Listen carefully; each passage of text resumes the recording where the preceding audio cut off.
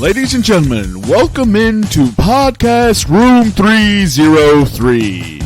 Introducing one co-host with more nuggets than Chick-fil-A, Nick Morahan. Executive producer until we find someone better, Eric Washington. Nobody really knows what he does around here, Nevada Putnam. And now, the single greatest thing to happen to hosting in history, Jermaine Antonio Colon Mendez. On with the show. Ladies and gentlemen, welcome back to podcast Room 303. I'm your host, Jermaine Colon Mendez. This is my co-host. And as always, we have with us the EPE. Today's episode 209, we'll be getting into pop culture pick'em. Eric hit us with a little okie doke from the artist routine we're on with top 5 best Baskin Robbins flavors. I'm just gonna say ice cream, but everyone gets it. And then head to head, we'll review that. Nobody had a winning record. Shocker. Stop me if you heard that before. Then we'll get into the what the fuck headline. And last but not least, we'll close with our main topic, which is the previews for the NFL NFC North futures. Should be a juicy division. Nobody really knows how this was going to shake out. It probably has the most question marks from top to bottom, and also the most potential. So without further ado, how are you doing this evening or afternoon, Eric? Doing good. I'm actually glad you said that because I was going to say it's a nice little change to have like a little midday recording, Nick's off being the wonderful father that he is, so we get to record earlier. It's fucking phenomenal. God, dude, continues to not prioritize this podcast. What a bum. Yeah, I mean, you got to give him a little bit of slack. At least this one's for a good reason. Nope, no slack. I ain't got to give him nothing. No slack for him. Bum. Him and his tennis shoes. Bum. I don't know how that got into it, but all right, fuck your shoes, Nick. The best part is I can say anything I want with, nobody to contest. So for those of you who know Nick, know that his tennis shoes are shoddy.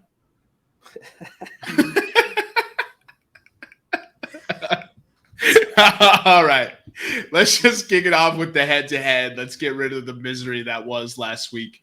I got hosed in UFC again. On some absolute shenanigans. It was pretty bad. So last week you went 1-2. A full. You did not have a full UFC. You had 2 UFC fights. One of which the Blachowicz. I mean, it worked out in my favor because I had the opposite fighter, but they definitely that was a questionable call. Put you at 33-48 on the season, down 12.5 units. Moving on to Nick. Moving on to Nick. He went 1-2 as well. Took a couple baseball games, and he had Cameron Young in the top 10 for the 3M Open. Cameron Young did not even make the cut, putting him at 31-48, 2 on the season, down 0.3 units. I went 1-2 as well last week. I had a full UFC card. I missed the Pereira to win by KO, went to decision. Poirier got knocked the fuck out with a kick to the head. I did hit my parlay, putting me at 33-48 on the season, down 3.6 units. And closing us out, Nevada went 0-3, putting him at 30-47-1 on the season, down 2.5 units. So it looks like, between me, Nevada, and Nick, we're all still in it. Jermaine, you can turn it around easily. One big hit will take that minus 12.5 down, but we got to get something going here soon, bro. I mean, I'm fairly certain that still says I have the most picked correctly. So that's true. You do. That is, it's not like I'm losing every competition there. So, and also like you guys are bragging about your better units and nobody's plus right now. So how about you guys focus on either picking a winner or picking some units? Because I'm just gonna start chipping away with minus 150 bets. That's what I'm gonna do. Yeah, I mean that's minus 150 is just fine, just to squeeze all the juice out. Absolutely. Yeah. Let's go ahead and get into the WTF headline. This is a real treat for all University of Florida fans. So let me switch it up here. And let me know if you can see this because I can't see the screen anymore. Zoom in. More? Two more. One more? Yeah, that should be fine. All right. So as you guys can see here on the screen, if you're watching on YouTube, DJ Hernandez arrested amid alleged plans for school shootings.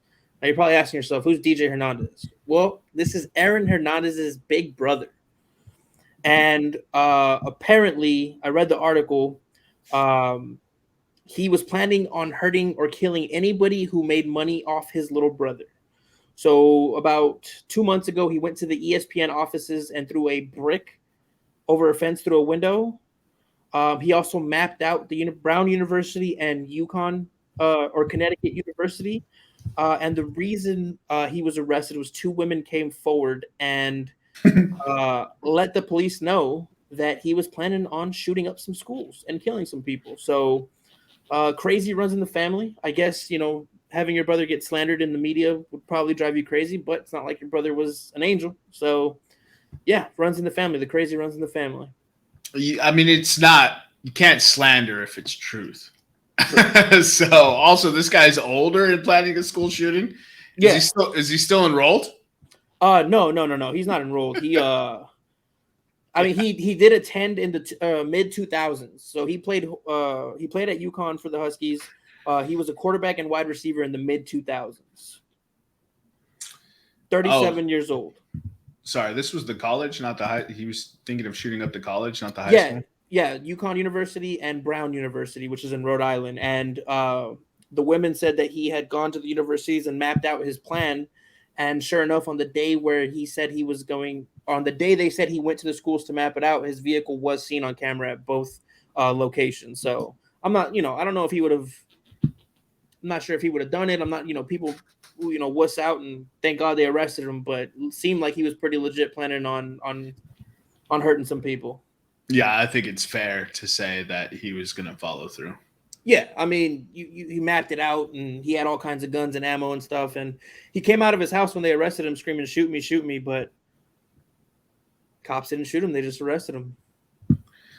Ooh, why isn't this being reported? I always hear about, cops only arrest white people. They always shoot everyone else. Yeah, supposedly. Well, I don't know what to say about that. All I know is that we got a crazy dude off the streets, and hopefully he can't hurt nobody else. Yeah, no, that makes sense. I'm just, just curious. Yeah. Just curious how we conveniently, we're not spotlighting any good news for the cops. So that's why I kind of like this article, because they did the job. Yeah. Also, someone reported it. Somebody did the right thing finally. Yeah. They didn't just wait for the shooting to start and pull their camera out. Bro, people love to watch now, dude. Watch instead of assist. It's kind of crazy. It's a pretty ridiculous voyeuristic world we live in, man. For sure. Yeah, with that being said, I think we can wrap this up. Not as funny a headline as usually is. Just thought it was pretty crazy since it was Aaron Hernandez, and it literally made me say, what the fuck? So some of the headlines that we skipped out on was there was a coach in Europe or an owner in Europe who got in trouble for insider trading. I'm sure that happens all the time. And then there was a coach at, I can't remember the university, but he got fired for punching a player. He basically Urban Meyered himself out of a job. Oh, it was for Brazil's Flamengo. The soccer team. Yeah. He punched the soccer player and got fired. Yeah. Dude. I'm pretty sure he punched. I'm pretty sure the player he punched. We've actually know his name, but that's neither here nor there. I'm not going to Google that right now. Yeah. We're going to go ahead and get into the pop culture pick'em top 5 best Baskin Robbins flavors. The order for today is Eric, myself. This seems rigged for Eric to go first. If you look at the sheet, man, it's the order, dude. It's Nah, how it that goes. just seems it seems convenient. That's bro. how the cookie crumbles, bro. Anyway, seems convenient. Don't worry, I still got Outcast 2 episodes ago. Oh, dude, whatever. Anyway, see, I had this whole thing I was gonna say, and then you said that, and I could care less now. No, but ice cream, Baskin Robbins, top 5 flavors. Summertime, best food in the summers, in my opinion, is ice cream. And I'm gonna start it off by going with the Snickerdoodle Chai. Snickerdoodle Chai. Yeah, they don't have it often, but when they do, it fucks. Yeah, I mean, I'm going cookies and cream right here. Cookies and cream. That's just the OG kill 'em. Love that. The Oreos in it because they're nice and soft, but still have that Oreo flavor. Like, can't really skip that. And then here I'll go butter pecan. Ooh, that's naturally my favorite flavor of ice cream, but when you're buying it from the store. I do have an obsession with my next 2 picks. I have an obsession with coffee flavored ice cream. So I'm going to go, and you can stop me because if it's too similar, but I'm going to go their Oreo and cold brew, which is a coffee flavored ice cream with cookies, with Oreo cookies. And then I'm going to do the Jamocha almond fudge. How often are you frequenting Baskin Robbins, sir? When I was younger, and also there was one right down the street from me in Scottsdale when I lived in Scottsdale for the last 10 years. So I frequented it quite often, dude. I'm not even gonna lie. Yeah, I don't really know specific Baskin Robbins flavors. I don't really know what they bring to the table from that perspective. But I mean, I could sit here and pick ice cream flavors. Mint chocolate chip. I knew it was coming. I mean, third pick, mint chocolate chip. I don't like mint, so I knew this was going to come off the board at some point, but I could never take it. And then, man, it's like strawberry cheesecake, I think. Is that the flavor? They do have a strawberry cheesecake. Yeah, that's the one I want. It actually got voted the 13th best one of all time. My goodness, you did some Baskin Robbins research before this? I was on the committee that voted, dude. Oh, yeah? They just handed out committee spots? Yes, sir. He's being coy, ladies and gentlemen. He's actually the president of the Baskin Robbins fan club. Dude, I love ice cream, and I don't know, dude. I just love it. So with my last 2, I'm gonna go the Reese's peanut butter cup. Absolutely love that flavor, and then I'm gonna do their skillet cookie crumble. Yeah, all right. I mean, that works. Like, oh man, I don't. There's could always go pink bubblegum. Pink bubblegum is good, bro. I don't actually really like that one. It's really easy to remember because of it's a fun name to say. But let me get the trying to figure this out, dude. Let me get caramel turtle truffle. Caramel what? Turtle truffle. It's delicious. I've never had it. Yeah, I don't think I've ever had it either. Sounds fire though.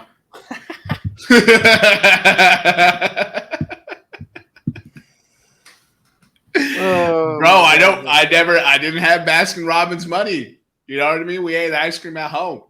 No, I mean I respect it. I will say though, I remember I don't know if other people get, protective and territorial of the things that they love, but when Cold Stone came out, I fucking absolutely hated them because everybody was shitting on Baskin Robbins, talking about, oh, Cold Stone's changing it up, it's this, that, blah, blah, blah. You can make your own ice cream, put your own ingredients. And Baskin Robbins, even though you can't customize it that way, still absolutely shits on Cold Stone. Cold Stone's not very good, in my opinion. Thank you. Finally, somebody agrees. I have to take that back. I wouldn't say that we didn't have Baskin Robbins money. That's an inaccurate sentence. But, we used that money elsewhere. We went to, restaurants and stuff. Vice Baskin Robbins, Yeah. No, I get what you're saying. But we did get I always, for my birthday, because I'm not really a cake kind of guy, Mm-hmm.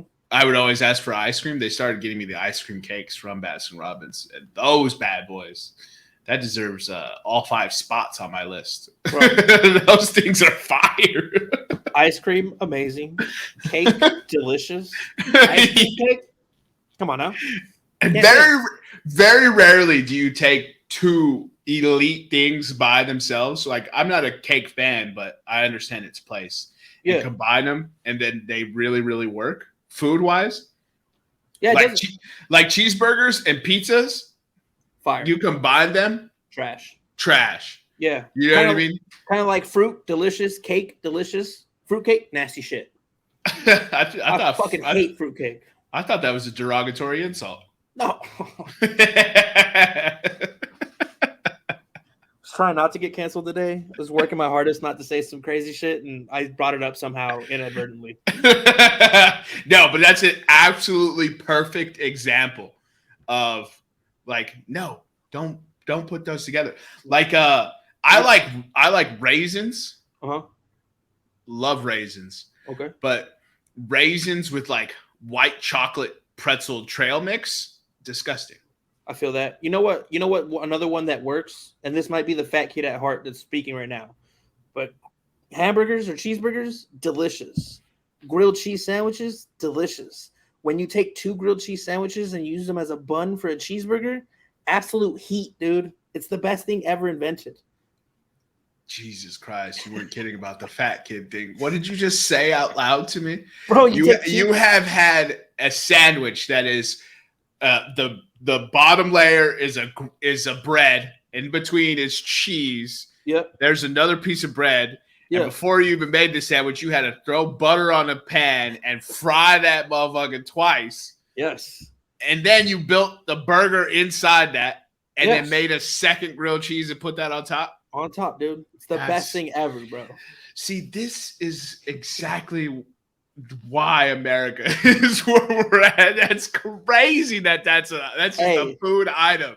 Number 1 for obesity and unhealthiness. Bro. Let's go. Yeah, also number 1 for eating like kings. Jesus. What was the one that KFC did?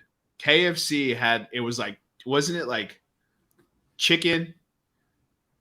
Oh, they used 2 chicken breasts as buns. I remember. I never had it. Not a fan of KFC, but I never had it. But I know exactly what you're talking about. They used the 2 chicken breasts as buns. Bro, the fried chicken breasts as buns. See, and that's nonsense to me. The other one that I think I saw that for the first time in LA, was a chicken sandwich, but the buns were glazed donuts. Heat, dude. Heat. I bet you that's so good. That one actually might be good. But I don't want to grab the vehicle that is transporting the grubbage to my mouth and it make my hands dirty. So I'm out on the touching like the glazed donuts all over, because when I hold a glazed donut, I don't use my hands, but to hold that burger, you got to use. Yeah, it's gonna get all over your palms. How do you eat like ribs and wings and shit? You know, the sauce gets everywhere. Are you talking about just because it's on your fingers? That's okay, but you don't want. I just don't like getting my fingers dirty. I feel that. I'm more of I look like a fucking animal when I eat shit like that in public, so I try to reserve that for at home. So I don't look like a savage beast that I am when I'm eating. Like when I hold ribs, dog, I'm using 2 fingers, right? That's it. You gotta clutch that bone like that, dude. See, dude. Chill out, bro. Chill out. Not necessary.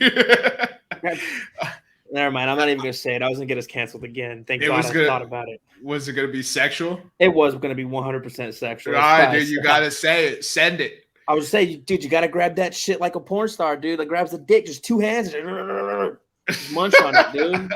Yeah, dude. No chance. I don't know what it is. I don't like when my hands get excessively dirty while eating. It like turns me off on the eating. Like wings, I use 1 hand. The other hand is completely clean. Yeah. Right? Wings, I use, the old chomper fingers, Yeah. Index and thumb. Shout out evolution. And I try not to go that way. I'm always wiping in between bites on wings. Like, I just don't know what it is, dude. Yeah, I don't know if you could come to the family barbecue then, dog, because Grandma and Papa Wash want to see you get messy, bro. They want to see you enjoy the food and appreciate it. If that's how they consider enjoying food, then I'm out. Hey, man, I don't know if you want to skip on these ribs and chicken and stuff. I don't like messy eaters. It's disgusting. Steph Curry did hot wings, chewed with his mouth open, like damn near the whole fucking hot wings thing. That's a whole different thing, though. Like people that smack and make noises when they eat, aka our friendly co-host from our sister podcast, Revenge of the Pod. You give Jason Waterburger after 2 or 3 beers, and it's all bad, dude. It's all bad. Speaking of Revenge of the Pod, go check the podcast out. Revenge of the Pod. Everywhere you stream your podcasts, they talk about pop culture. They get into the more nitty gritty of the Superman, Iron Man, Harrison Ford type movies, whereas we deal mostly in sports. With that being said, read the list back to the 10s and 10s, and we'll get into today's topic. Yeah, so top 5 Baskin Robbins flavors. I had the first pick went Snickerdoodle Chai, Oreo and Cold Brew, Jamocha Almond Fudge, Reese's Peanut Butter Cup, and Skillet Cookie Crumble. Jermaine went cookies and cream, butter pecan, mint chocolate chip, strawberry cheesecake, and caramel turtle truffle. Damn. Yeah. What's the batting average of the week this week, Eric? Any honorable mentions as well? Just straight up coffee ice cream as an honorable mention. Let me see. I forgot to check the batting average, but that is something I can remedy really quickly. Give me 1 second here. Luisa Reza is now batting .381, so he's up 0.5 from last week. There we go, 381. We're bumbling and fumbling. We're almost back to 400. We'll get there. I believe in him, dude. I want him to get it. I know, that's why we're tracking it on the podcast. We're on your side on that one. Is it absolutely crazy that only 11 people in the majors are batting over 300? I don't have a frame of reference from year over year. Let's go 2022 regular season. Holy shit, last year it was 11. Exactly. 2021 was... No, go back to pre-COVID. So pick like 2014. 2014 regular season. 16. Yeah, so... I guess that's pretty on par then, right? I would say, yeah, it's... I don't think there's... ever been like 32. 24 in 2013. Oh, really? And we missed it. We could have had 26, but Jacoby Ellsbury and James Lonnie couldn't get their shit together, and they both finished at 299 that year. Oh, how dare they? Yeah. How dare they?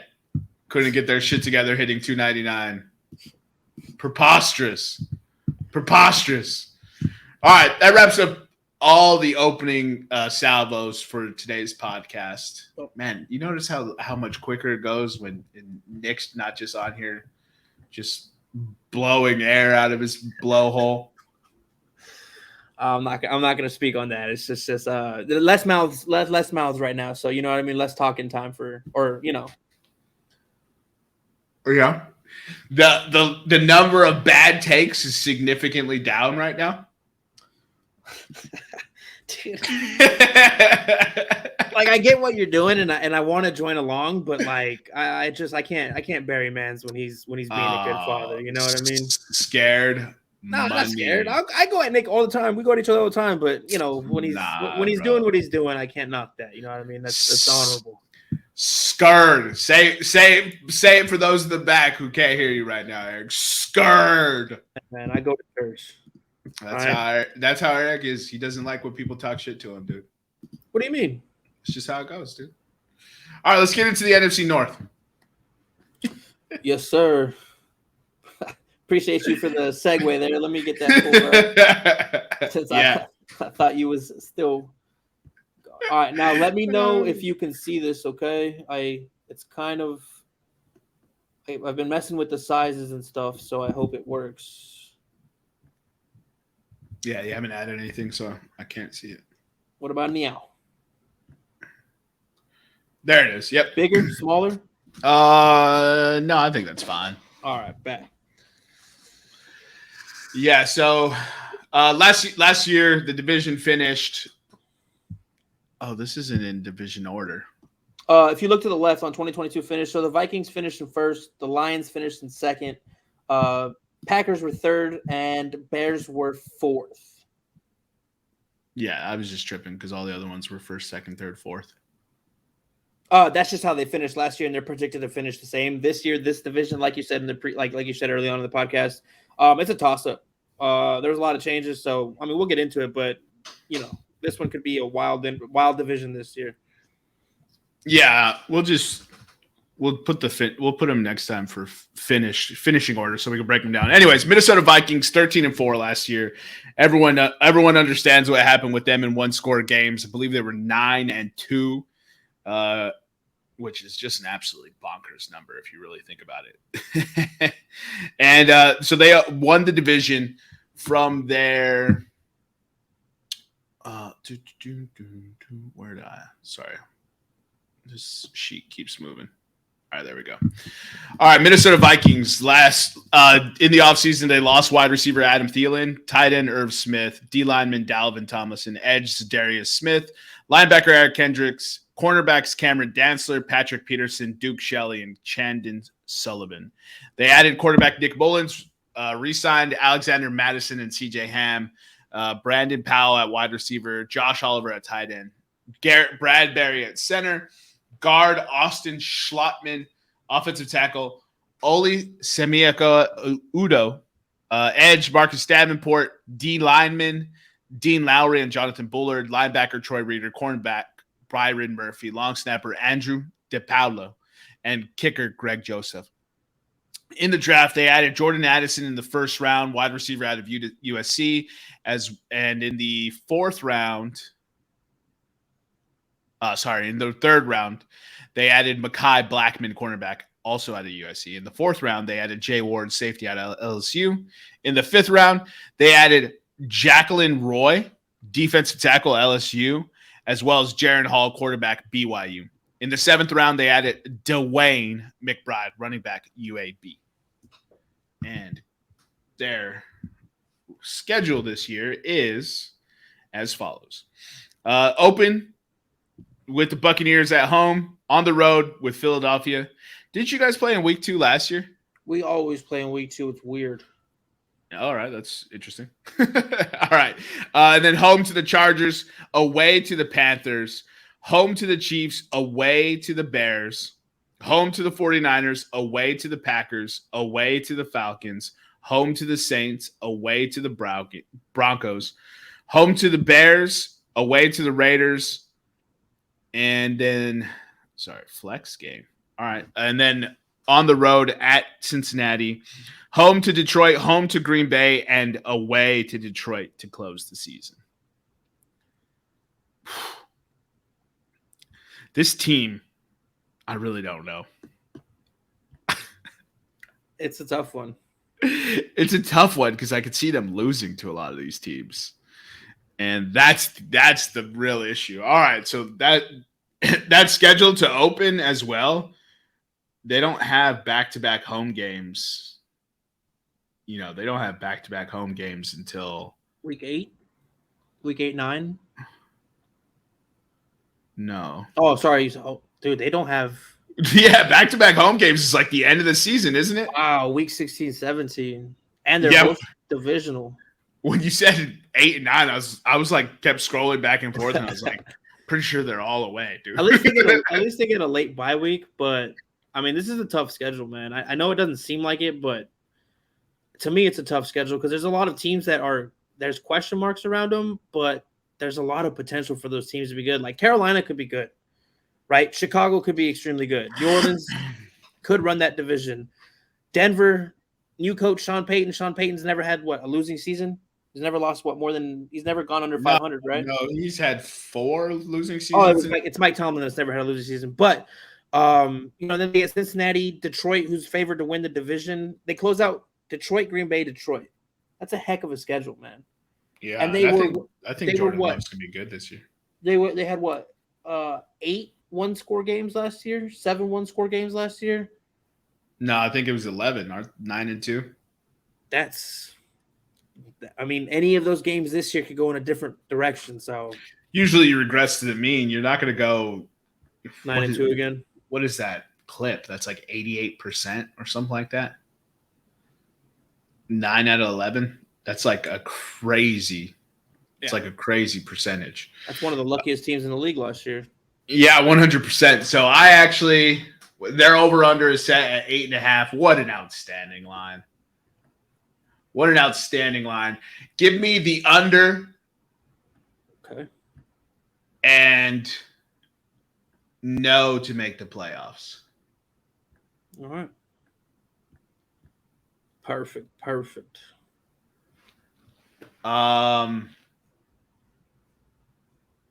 Yeah, and then no to win the division as well. So yeah, because the columns are what? Super Bowl odds, division odds, to win the division, to make the playoffs, and then the over under. All right, yeah. So I mean no in the division win. Oh man. This is interesting. I'm going no to make the play. I'm going to stick with that. I think Minnesota takes a step back this year. I think that defense is awful, and they might be a team that's in the running for one of the prime quarterbacks this year. All right, very next team. Second place, you had the Detroit Lions, 9-8. Their current odds to win the division are plus 140. Their over-under is set at 9.5.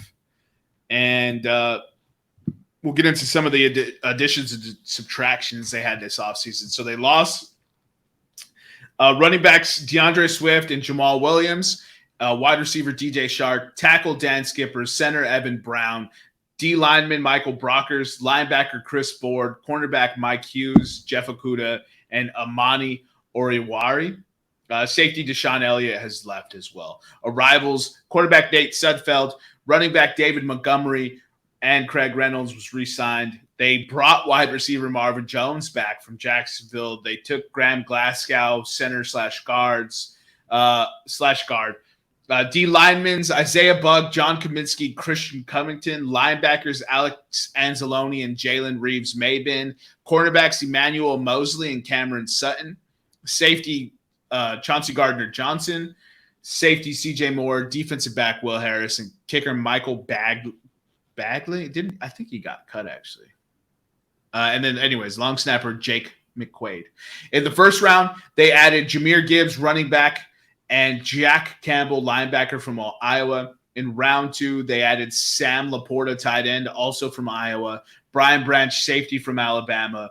In the third round, they added Hendon Hooker, quarterback out of Tennessee. In the third round, they also added Broderick Martin out of Western Kentucky. In the fifth, they added Colby Sorsdale. Oh, I thought that was another player. The school is William and Mary. I was like, what is going on this line right here? And then round 7, they got Antoine Green, wide receiver out of North Carolina. Without further ado, let's go ahead and get into their schedule. So the Detroit Lions play in the second place schedule. Jeez. Open to Kansas City. At Kansas City. Home to Seahawks. Home to the Falcons. On the road to Green Bay. Home to the Panthers. On the road to Tampa. On the road to Baltimore. Home to Oakland. On the road to the Chargers. Home to Chicago. Home to the Packers. On the road to New Orleans. On the road to the Bears. Home to the Broncos. On the road to Minnesota. On the road to Dallas. And close at home with the Minnesota Vikings. Man, that's tough. Can I ask you something real quick? I've noticed this a lot. When did we start closing out seasons with, or why is the NFL doing this thing now where, like, for the Eagles, we play the Cowboys and then, like, we'll have one game and then we play the Cowboys again? Like, why are they doing this? Yeah, it's like in every fucking division. The NFL paid a company to come in and evaluate how they make schedules. Now, in my head, it was only like 5 years ago, but realistically, it was probably closer to a decade, maybe more. During that process, the evaluators came up with the fairest way possible to put schedules together, right? And so that's why we always talk about, if you finish first in your division, you play a first place schedule. If you finish second, you play a second place, right? And part of that as well the NFL was trying to make meaningful games at the end of the season. Yeah. That makes sense. What's more meaningful than closing out your season by playing division opponents, right? So typically, for the most part, you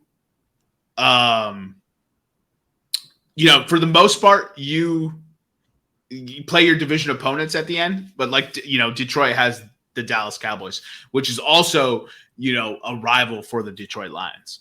So they try to build the schedules that way. That's the most important. And it's so that way teams aren't resting players in meaningful games at the end of the season as well. Like if you play all your division games at the beginning of the year, you can have your division locked up by week 10, 11, week, or whatever. Week 10, 11. So now by proxy, you have two division games. If you guys are very close, like let's say Minnesota is 9-5 heading into the final 3 weeks, and the Detroit Lions are 8-6.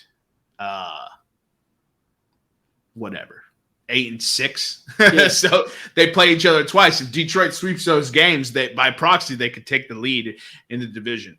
But I don't know how much money they paid these consultants, but ever since I've really enjoyed the way the NFL does their schedule.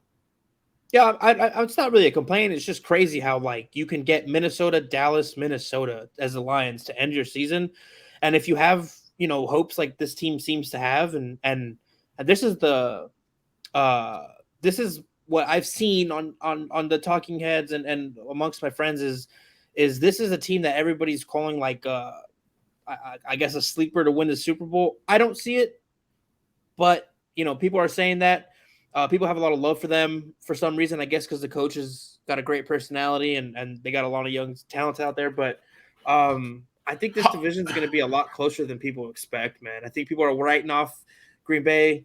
I think people are writing off Chicago, and they're a lot of people are just crowning the Detroit Lions to win this division. But I don't see it. They haven't earned anything yet. They got to go out there and play. So one thing. Sorry, I didn't mean to cut you off. No, go ahead. But just to expand on that point is one thing that Nick and I always talk about is Vegas will tell you truly how close these teams are, right? Mm-hmm. And so for people to just say Detroit is the clear-cut winner, I would counter with, okay, if that's the case, why is their over under 9.5, Minnesota's 8.5, and then the other two teams are 7.5 each? Yeah. Right? So 100%.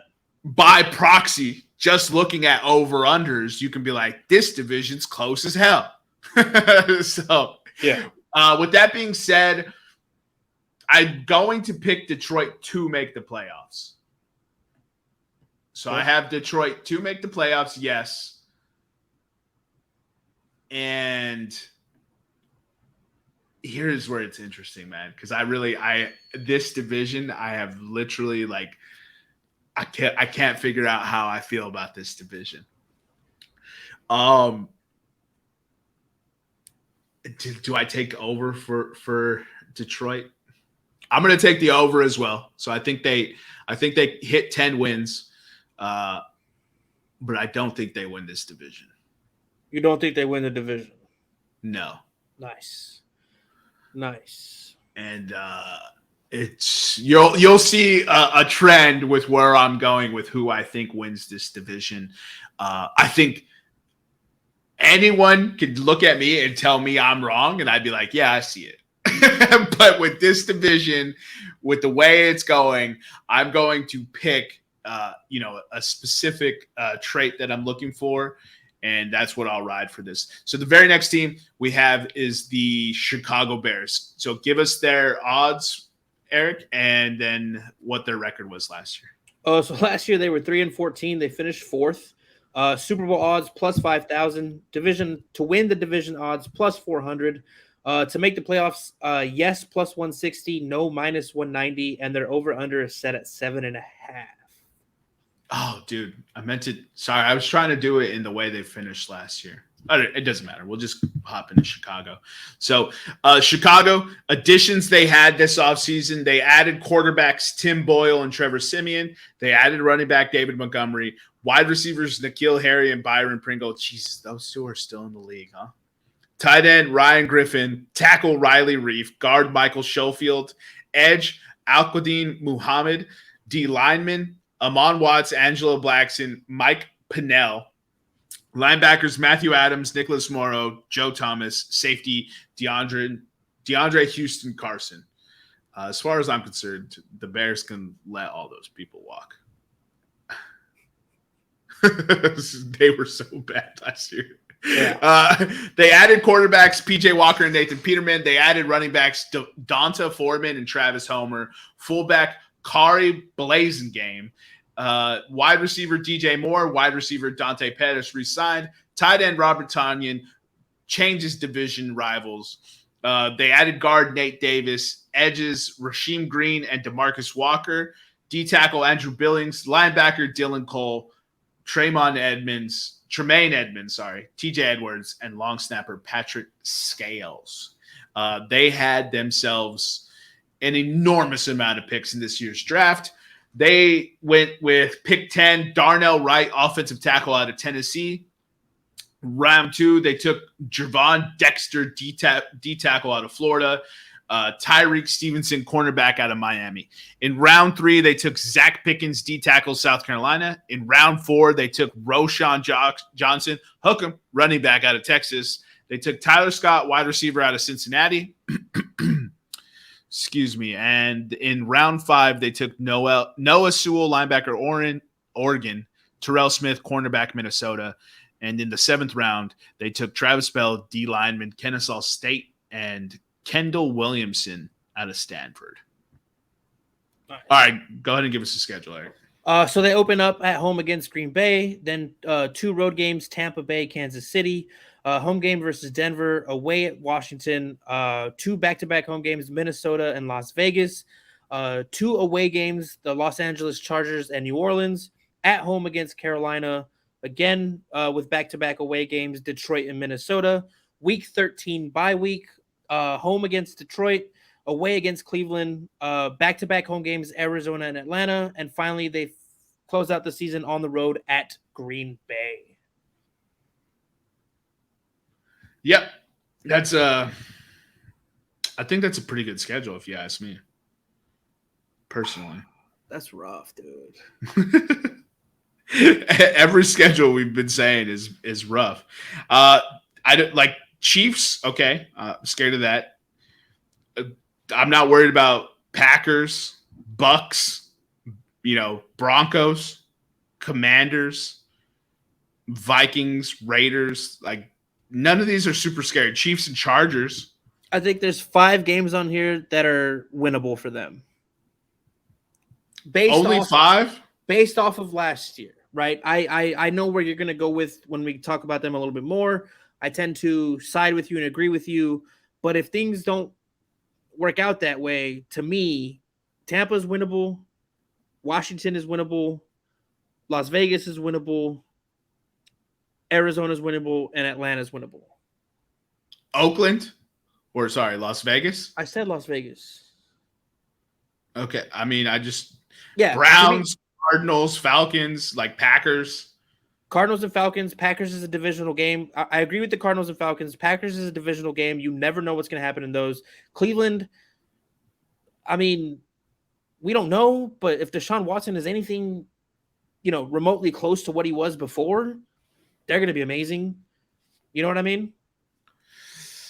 Yeah, I'm taking the Bears over to win the division and to make the playoffs. Over to win the division and to make the playoffs. Let's go. I love it. I'm here for it. Yeah, so I got to go reference my and I only have San Fran to make the playoffs. Yeah, I think because this division's so wide open that both teams are going to get over, get to 9 or more wins, and both should be in playoff contention. I love Chicago Bears Super Bowl. Super Bowl. I'm just fucking with you, dude. Plus 5,000. I'll put it down, bro. I would like to make that bet purely based on plus 5,000, and I think the Bears are going to be very, very good this year. Personally, I think the Bears are going to be very, very good this year. Their running attack is going to be outrageous with Khalil Herbert, Donta Foreman, and Justin Fields. And DJ Moore, Chase Claypool, and Darnell Mooney with newly signed $50 million man Cole Kmet. They've got very, very good weapons. We're going to learn very quickly if Justin Fields is as good as advertised, and I think he is. I hope so, man. I wish that man the best, but like you said, we're going to learn real quick if he can throw or not in this league. He can run. Damn, he can run. Well, we'll see if he can throw this year. I think he can. I believe in him. He can throw. His wide receivers never got open. Yeah. So DJ Moore changes that facet for me big time, and I have high hopes for DJ Moore as well. Let's go ahead and close out the division with the third-place Green Bay Packers. Read us their odds and record. Last year, they finished third in the division at 8-9, getting knocked out of the playoffs on the last game of the season, I believe it was. Super Bowl odds plus 6,500, plus 400 to win the division, to make the playoffs plus 180, to miss the playoffs minus 210, and their over under is set at 7.5 as well. Yeah. Again, another team that I don't think is as bad as everyone thinks it is. So subtractions this offseason. Aaron Rodgers was traded to the Jets. Wide receivers Randall Cobb and Alan Lazard both went to the Jets. Tight ends Mercedes Lewis and Robert Tonyan left. D linemen's Dean Lowry and Jerron Reed. Safety Adrian Amos and kicker Mason Crosby. In the free agency, it was relatively quiet. They signed Justin Hollins, Rudy Ford, edge and safety respectively. Long snapper Matt Orzek, and then kick returner, punt returner Keyshawn Nixon. In the draft, the Green Bay Packers had the following. Round 1, Lucas Van Ness, edge out of Iowa. Round 2, Luke Musgrave, tight end, Oregon State. Jaden Reed, wide receiver, Michigan State. In round 3, they took Tucker Kraft, tight end, South Dakota State. In round 4, they took Colby Wooden, edge. In round 5, they took Sean Clifford, QB, Penn State. Dontavian Wicks, wide receiver, Virginia, as well as Carl Brooks, defensive tackle, Bowling Green. In round 6, they took Anders Carlson, kicker out of Auburn. Round 7, they took Carrington Valentine, cornerback, Lou Nichols III, running back, Central Michigan, and Anthony Johnson Jr., safety, Iowa State, as well as Grant Dubois, wide receiver, Charlotte. Go ahead and give us a schedule on that. So the Packers open up with 2 road games, Chicago and Atlanta, then at home against New Orleans, at home against Detroit, on the road against Vegas and Denver, back at home, Minnesota, Los Angeles, away for Pittsburgh, at home for the Chargers, away for the Lions, at home for Kansas City, away for the Giants, at home for Tampa Bay, back-to-back away games, Carolina and Minnesota, and closing out the season at home against Chicago.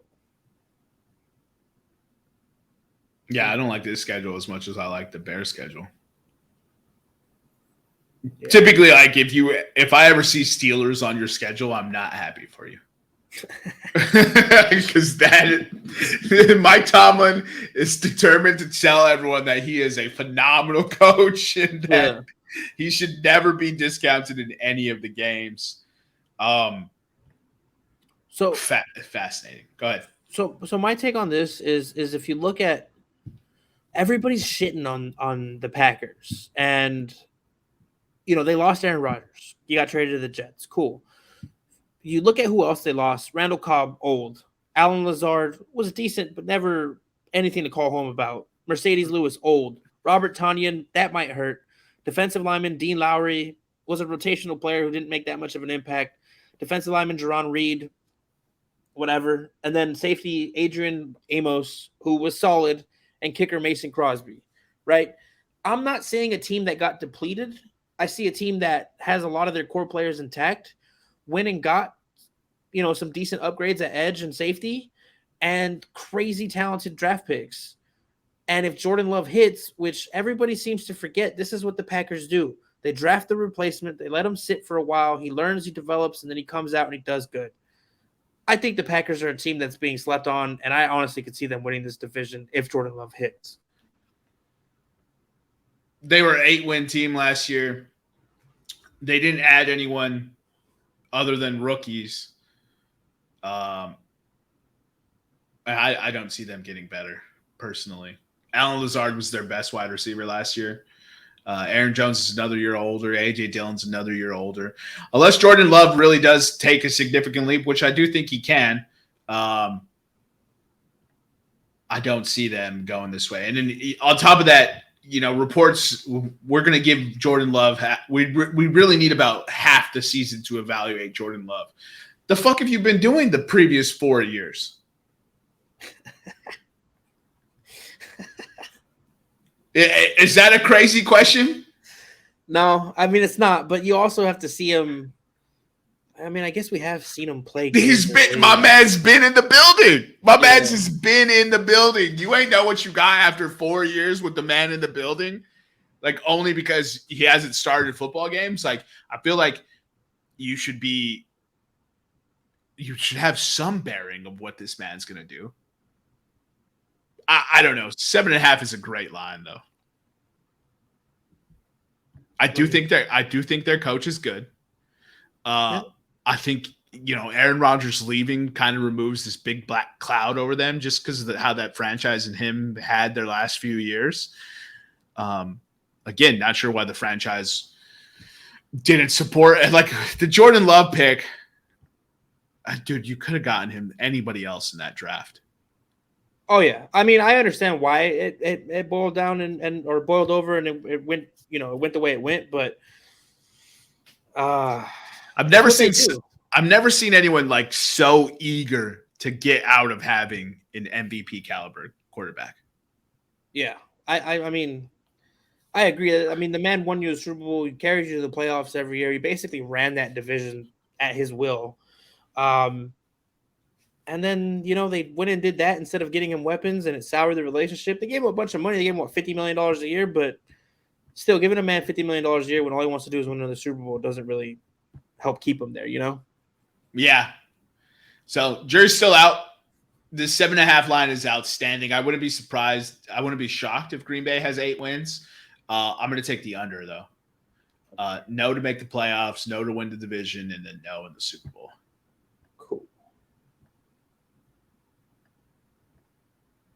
You don't have a Super Bowl winner coming out of this division, or are you taking the Bears? Do it. Plus 5,000. Do it. I would like to put money on the Bears, but I'm not picking them to win the Super Bowl. You know what I mean? Like betting someone at plus 5,000 does not mean that you think they're going to win. No, I just love what they did on the O-line. I love the weapons they have for them. I love the 3-headed running attack, and I actually think the coaching staff is pretty decent for this Bears team, which is not something I've said in a very long time. Let's go ahead and get into player props here. For the player props, we have Jared Goff over. Oh, sorry, the line is set at 4,500 passing yards and 25.5 passing touchdowns. I mean, if people, I think the yards he probably hits. Can you pull up Jared Goff's stats from last year? Give me 1 second here. I think that's probably around where he was. So I'm taking the over on Justin Fields' pass yards. I'm taking the over on Justin Fields' passing touchdowns. Over is on rushing yards is 800.5. So last year he hit 4,438 with 29 touchdowns. 29. Mm-hmm. Those are great lines. Okay, yeah, I'll take Jared Goff over on both passing yards and touchdowns. I'll take Justin Fields over on both as well, passing. Yeah. Yeah, Justin Fields is either going to burn me or make me look like a genius. Yeah, so I have Justin Fields over on everything. Do you really? Yeah, I think also, by the way, Justin Fields MVP plus 2,000. Yes, sir. I got that as well. In case you didn't know where I was going, Kirk Cousins is going to have to pass a lot this year. As we're recording this, Eric, or not as we're recording, but today, Alexander Madison got hurt, limped off the field. Oh, yeah. So That was today. So give me Captain Kirky's over on both. I think he's going to have to. This Kirk Cousins over 5,000 pass yards at plus 700. Sure, I'll take that as well. Aaron Jones. Man, they're going to run him into the ground. Can he stay healthy? I'll take the over on rush yards and rushing touchdowns. They didn't have anything receiving wise for him. No, dude, I'm so frustrated with their DraftKings right now. They only had like 2 running backs, which would be Christian McCaffrey and I believe it was Alvin Kamara for receiving touchdowns and receiving yards. And then they didn't have any for combined receiving rushing, which is ridiculous because there's players like Deebo Samuel, Christian McCaffrey, like these guys, they do both. We should have that option, but whatever. I digress. Yeah. DraftKings, dog. So over for Monty's touchdowns is set at plus 115 for the guy who's clearly stepping into the early Jamal Williams role, he'll probably get replaced by Jahmyr Gibbs as the quote unquote guy by the end of it. But Jared Goff stinks in the red zone, right? That's why they ran Jamal Williams 34 times in the red zone. I think that was the stat, something like that. Red zone carries. It was something absurd, right? And he turned it into 17 total touchdowns on the season or some also crazy stat like that. So I'll take Monty over 7.5 rushing touchdowns. He's a very good running back. And they went out and signed him day one on free agency. So they intend to use this man. Not sure why they needed to change from Jamal Williams and DeAndre Swift to David Montgomery and Jahmyr Gibbs, but I would say that they upgraded on both positions. I'm not a DeAndre Swift guy. So Amon-Ra, he's about to explode. Third-year jump, Amon-Ra. Jamison Williams is suspended. Give me the overs on receiving yards and receiving touchdowns. Also, this one right here, Christian Watson, over on both. I'm betting on the year 2 wide receiver. I'm betting on him healthy. I'm betting on him on the system. I'm betting that the drama with Aaron Rodgers constantly critiquing this guy is gone. And really, it was just injuries that really hurt him. He is gigantic and he is fast. Yeah.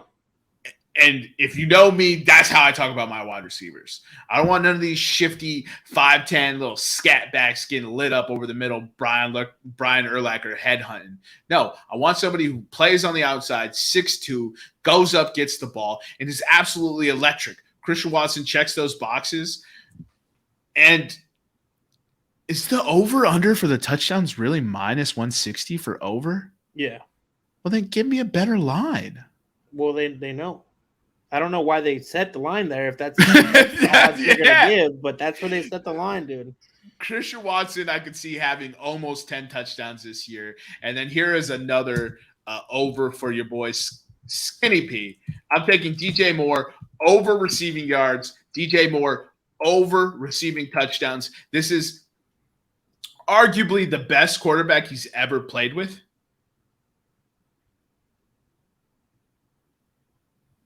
Cam Newton was hurt when he was playing with him. I guess. Fuck yeah. Saying Justin Fields is a good quarterback is premature still. Yeah, right? I don't. So I'm sick of this running back. Just because a quarterback can run, everyone just instantly assumes they can't throw. I think Justin Fields is going to be good. I think everyone's going to wish they had Justin Fields on their team. I think DJ Moore is going to be lights out. I'm not saying DJ Moore is going to do what Stephon Diggs and A.J. Brown did. I don't think DJ Moore is that level of athlete, that level of talent. But what I am saying is that DJ Moore can be 1,006. Yeah, he could do that. Look, Justin Fields last year, 15 games played. 318 attempts, 60.4 completion percentage, 2,200 yards, 17 touchdowns, 11 interceptions with an average of 149.5 a game. He was sacked 55 times. That is not his fault, though. So here's the other thing, right? They threw the ball 318 times. That was last in the league. Yeah, I mean, last in the league. He had 160 carries. I don't know if they're obviously not designed carries, but he had 160 carries for 1,143 yards with 8 touchdowns. Yeah, most of those aren't designed, right? Yeah. That's the other thing. Most of those aren't designed. That man was running for his life all season and had the Bears in games early and often for most of the game. It just couldn't get it done because nobody was open. That's what I was trying to get to, because I mean, you said you're taking the Jay Fields love and you went over on everything this man did. And I'm not saying that he can't, but if his passing numbers are going to go up, then his rushing numbers are going to go down. No, he did hit 1143 last year, which is crazy, because even if he dropped 300 yards, he'd still break what his line is set at. So I mean, I can see him doing it, but they also don't want this man out there running 160 times. They strengthened the line to protect him, so he's not out there getting hit. I'm not saying he can't take the hits and stuff, but you don't want your quarterback taking those hits, and they're probably coaching him to stay in the pocket as much as possible, or outside of designed runs, they're trying to get him to stay in the pocket or make the throws. So if he gets the over on this passing, I think he doesn't hit the overs on his rushing, but that's my own personal, take on it. Write this down for the props, my friend. At the end of the season, Justin Fields will be a 3,000+ yard passer and 1,000-yard rusher.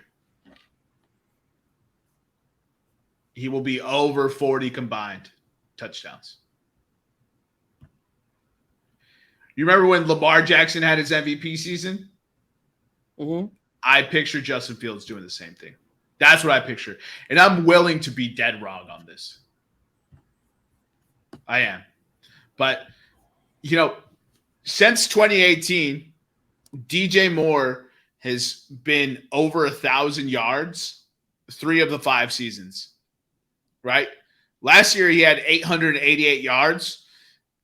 And he had Sam Darnold, PJ Walker, Baker Mayfield throwing the football to him. Yeah. I'm just saying, I don't see DJ Moore underperforming. I think he's undervalued. I don't see Justin Fields underperforming. He's got a guy who can get open now. And when you add a guy who can get open, the other guys aren't going to face double coverage that they were facing before because they were the number one option. Yeah. Darnell Mooney was hurt last year. He's back and healthy. Cole Kmet just got paid $50 million. So I do think that Justin Fields has every opportunity to be in the MVP conversation this year, and I think he's going to shock a ton of people. What's not shocking is my props of Justin Jefferson overs. Just auto bet JJ overs until he doesn't hit. So Danielle Hunter, I see him on here, 9.75 sacks. I do like that bet. I just don't know if he's going to be here with the Vikings because they keep talking about trading him. I mean, does that mean he's not going to get sacks wherever he goes, though? It just depends on where he goes. Is he going to be a full-time starter? Because right now it's Danielle Hunter trying to stop the other side of the ball by himself. I don't know anyone else on the Minnesota Vikings defense. And I'm not trying to say that disrespectfully. It's just that's the current state. They can't afford to pay anyone. There's a reason why Dalvin Cook got cut. You know what I mean? Dalvin Cook, who balled out last year, there's a reason why he got cut. They needed to save $9 million. So I'm very concerned with that Minnesota Vikings defense. Yeah, I think this is the last year for them to give it a go with this current, regime, I guess you could say. I think, and no knock to Kirk. I think he's one of the most hated on quarterbacks for absolutely no reason.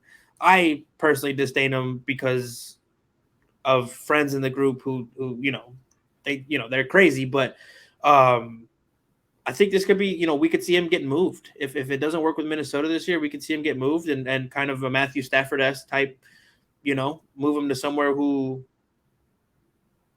Talking about Danielle Hunter still, or no, we're on Kirk now? We're on Kirk.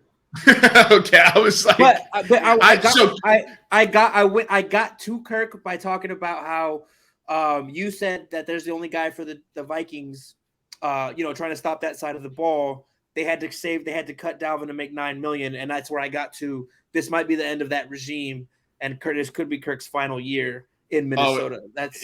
It's not might. It's not might. Wherever when you went to where you put my Justin Fields 3-1 stats, put right underneath that, Kirk Cousins is not a Minnesota Vikings and not a Minnesota Viking next year. If I could bet it somehow, find somewhere to bet it, I would low key. A lot has to go right for this to happen, but I would bet I would bet Kirk Cousins to end up in San Francisco. Kirk Cousins to end up in San Francisco? Mm-hmm. I have to see Brock Purdy play. I said a lot of things have to happen. Brock Purdy has to bust. Trey Lance has to bust. Lance is busted. But, he's got the history with Shanahan. He plays the system. He's the perfect quarterback for that system. Everybody's always talking about Jimmy and this and Trey this and all these people. Kirk Cousins goes into that team and they are a Super Bowl contender. Not like they're already a Super Bowl contender. They are Super Bowl contenders. They will be they would be the favorite out of the NFC if he was with the San Francisco 49ers. But Kirk, they would be the favorite. Maybe. I don't disrespect. They have a man called Christian McCaffrey on that team, Eric. That's the only reason they're the favorite. My quarterback can do everything that man can do at the same level as him and throw the ball. Oh, bro. Kirk Cousins is the perfect play-action quarterback.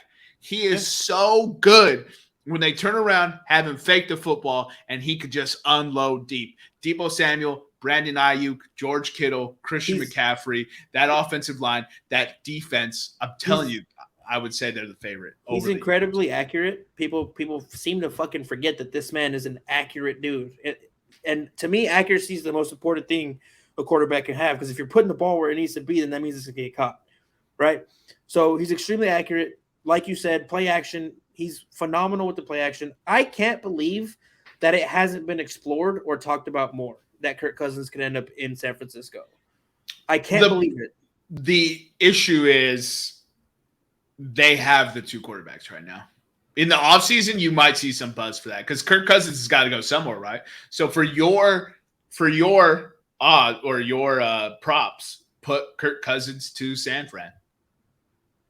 Oh, I don't know. I don't know if I want to. Oh, here we go. You just hit me with, I can't believe more people aren't talking about this. And all of a sudden, gun to your head. You know, I added it. I put Kirk Cousins plays for San Fran in 2024. Since you motherfucking pressuring me.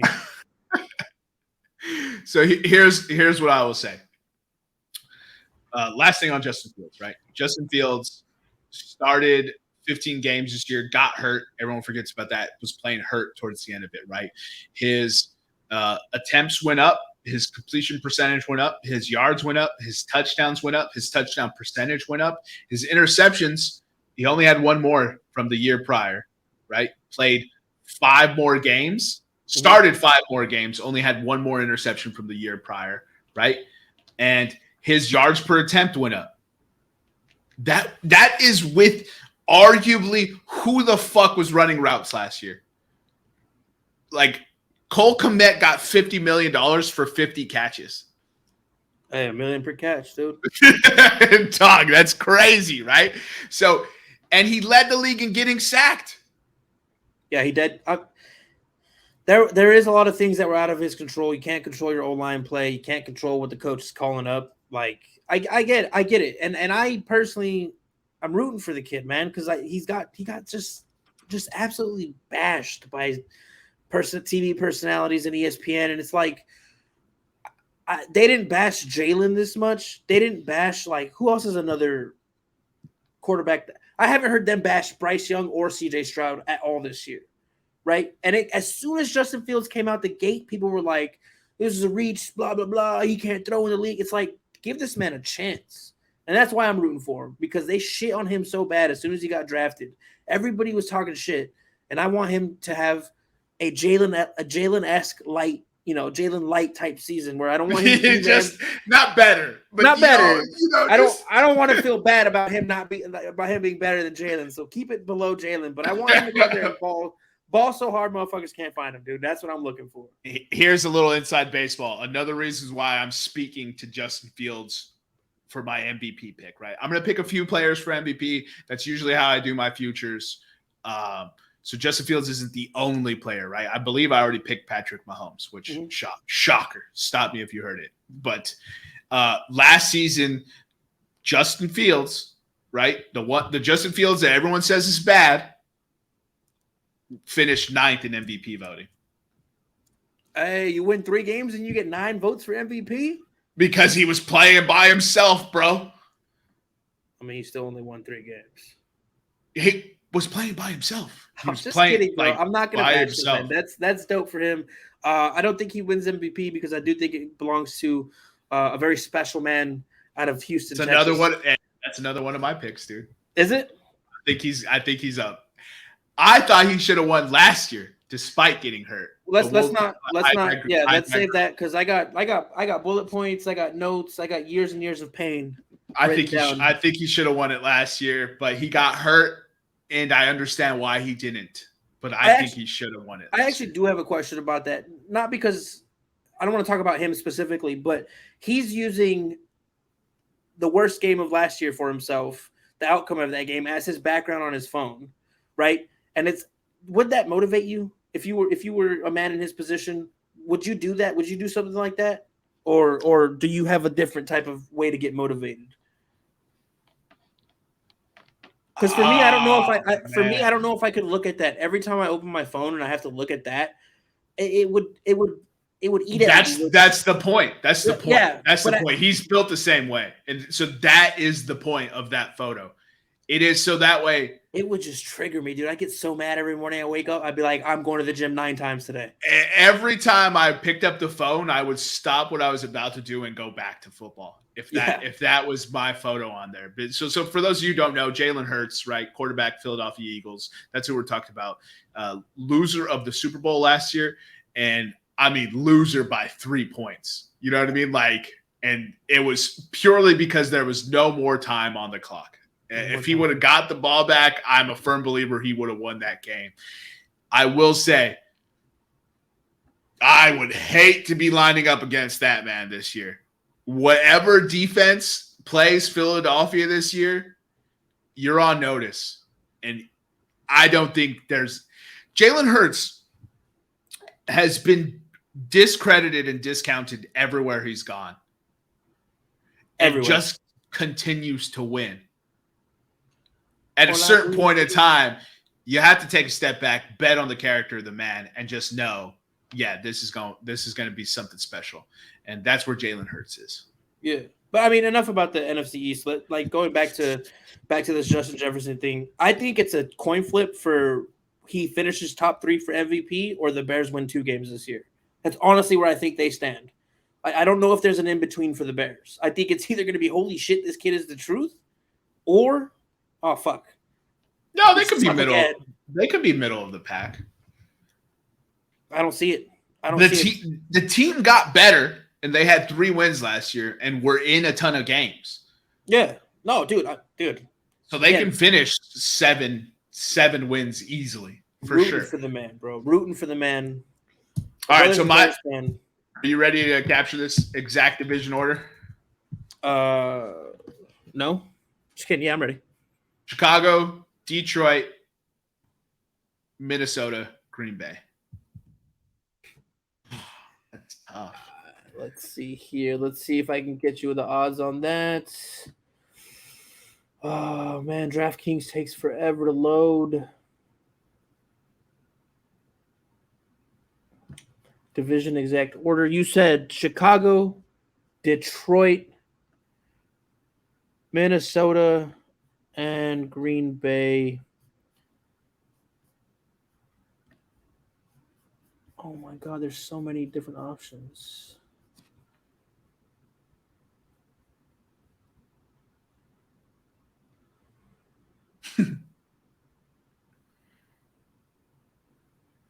Chicago, Detroit. Oh, that's going to be plus 1,100.